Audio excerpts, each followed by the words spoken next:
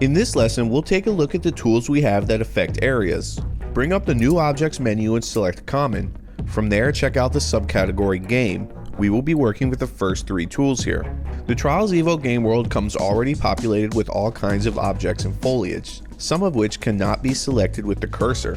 If you want to get rid of any of these items, the Area Clear tool is your friend. Area Clear only works on objects that are in the base world, so objects that you place will not be affected. Spawn this tool in the editor and place it near some base world objects or foliage.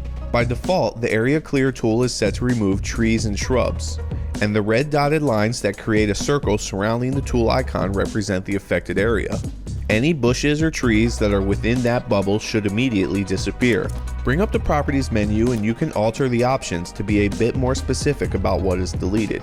Trees, shrubs, and grass should speak for themselves, and base world objects is any object that appears in the game world when you open a new track.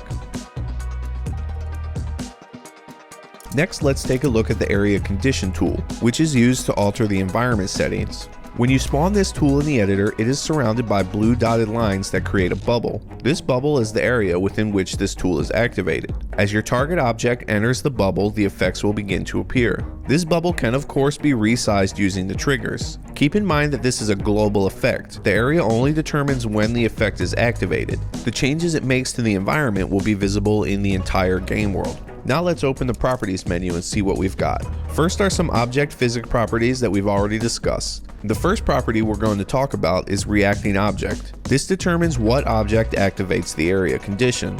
By default, it is set to Game Character, so if your game character is the bike, the area condition will activate when the bike enters the bubble. Active Camera uses the position of the active camera, or you can choose a custom object.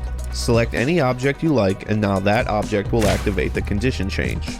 Fade determines how quickly the effect occurs. With the fade set to 100, there's a gradual change. At the outside edge of the bubble there is 0 effect, but as you move into the bubble more, the change occurs gradually. Only at the center of the bubble do you get the full new look. Alternately, if you turn the fade down to 0, you will get the full effect as soon as you enter the bubble. The intensity slider will adjust how much of the effect is applied when the tool is fully activated. Set to 100, you get the full new effect. Set to 0, you don't see any change at all. Later, when we get into how to adjust these values on the fly during gameplay, this will be a useful setting for creating environment changes with no need for physics objects. Size is just another way to adjust the size of your bubble from within this menu, and the last and possibly most important option we'll cover is the Area Condition settings. It is laid out a little differently, but in this submenu you get basically the same options we looked at in the custom environment settings. Go in here to set how the environment settings will change when the Area Condition tool is active.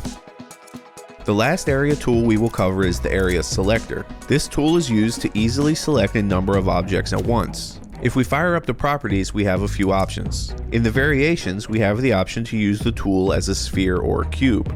Then we also have a number of checkboxes to determine what objects the Area Select can select. In the editor, you have 2 modes to adjust the area. By default, the triggers will scale the area up and down, but you can also switch to rotation mode by hitting the Y button. Now the triggers will rotate the area. There are 2 ways to use the Area Selector as well. You can either resize the tool and select everything within it, or move the tool around, selecting everything you want to include. In both cases, you will use the A button to make the selection. Once your selection is made, back out with B, and you now have all those objects selected. You can move them, delete them, group them, or whatever else you might want to do with a bunch of objects at once.